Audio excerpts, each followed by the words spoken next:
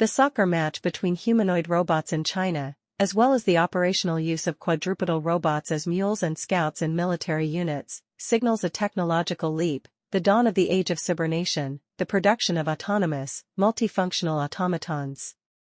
This shift is largely driven by military superiority spending, with peaks in China and the United States, which fuels a supply-side capital megacycle, stimulating the development of new technologies that spill over into civilian markets, amplifying the emerging trend. This technorevolution differs in nature from those of the past, which can be analyzed through the lens of technological prosthetics developed over the last 10,000 years: fire, the bow, the plow, agricultural hydraulics, the printing press, steam and combustion engines, flight, nuclear energy, computers, and so on.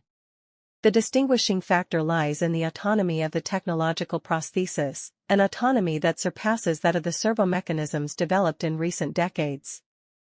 Through synthetic cognitive frameworks enabled by artificial intelligence, these systems become more mobile and capable, making decisions which, although pre-programmed, grant the robot an independent power of contingent choice and multifunctionality. Thus begins an era in which the technological prosthesis can be detached from the human arm, no longer definable as a technopotentiating prosthesis, but instead as an autonomous instrument delegated for operational missions.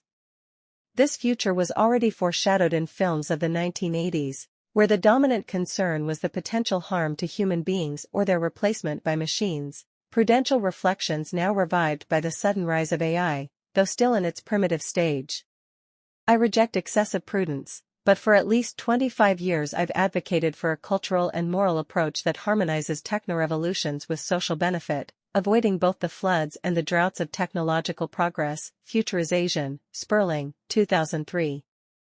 The key criterion is to develop social competence so that society recognizes the advantages of new technologies and thus fosters an environment favorable to investment. The tool to align advanced automatons with the social system is the transition toward an investment-based welfare model, one that finances advanced and continuous development of individuals' cognitive power.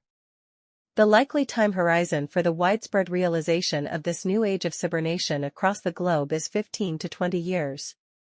Is there still time to absorb it and turn it into a lever for the regeneration of mass capitalism? The obstacles? The principle of least effort, ignorance, and the excessive delegation of agency to machines. But would removing these be enough to achieve a harmonious relationship between human abilities and the new robotics?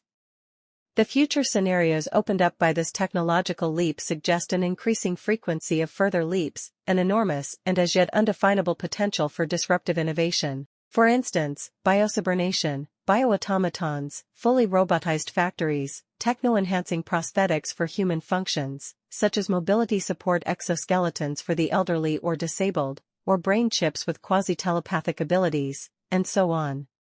My research subgroup Asimov, composed of physicists and engineers in dialogue with social scientists, specializes in destiny analysis and hypothesizes a total transformation of social systems within the next 150 years, driven by the expansive new age of cybernation. I've begun to question whether the regulatory principle I proposed nearly 25 years ago, avoiding both the overflow and the drought of technological progress, will remain valid.